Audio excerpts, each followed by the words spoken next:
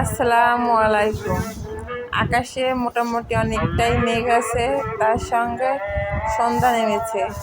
আমি এখন ছাদে, কিছুটা বাতাসও আছে, দেখতে পাচ্ছেন পাতাগুলো হেলছে দুলছে।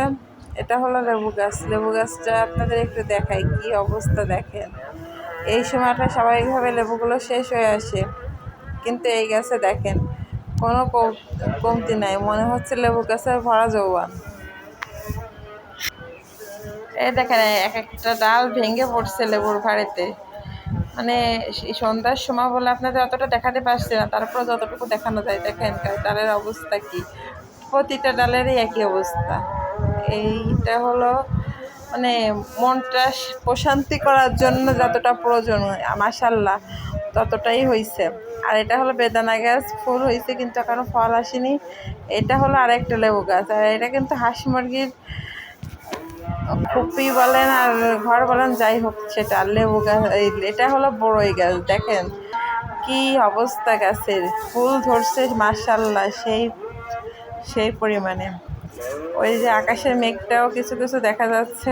সন্ধ্যার সময় ঠিক মতো করতে পারিনি, মোবাইলে ফোন দিয়ে করছে। আর সবেদা দেখেন কয়েকদিনের ভিতরেই সবেদা খাওয়ার মতো হয়ে যাবে। কিছু কিছু ফুল আছে আর কিছু সবেদা আছে, আর এই যে আবার ছোটোটা আছে।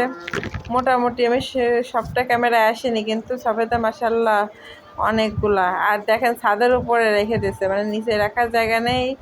সব অ্যালোভেরার গাছ, ছোটো ছোটো গাছগুলো সব ট্যাঙ্কি পড়ে, মানে সিঁড়ি ঘরের ছাদের উপর। আর এই গাছে বলে নাকি বৃষ্টি পেয়ারা ছিল, আমি আর সেইগুলো পরে চোখে পড়ছে ভিডিও করার পরে। আমি শুধু ফুলটাই সব ভিডিও করে আনছিলাম। যাই হোক, এটা হলো সিম গাছ। দেখেন সিম গাছের সব একটা ইসের উপর কীভাবে আছে। আর কচু গাছ, এখানে কিন্তু আবার দুইটা কচু গাছও আছে। আর ওইটা ছিল নিম গাছ, মারা গেছে। এটা হচ্ছে চুলা, কাঠের চুলা।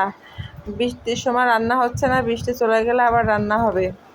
আর এটা তো আপনাদের সঙ্গে আগেই শেয়ার করছিলাম, আমলকি গাছ, সঙ্গে একটা মরিচ গাছ কেন যেন মারা যাচ্ছে জানি না। ঠিক আছে, আজকের মতো আল্লাহ হাফেজ। আপনাদের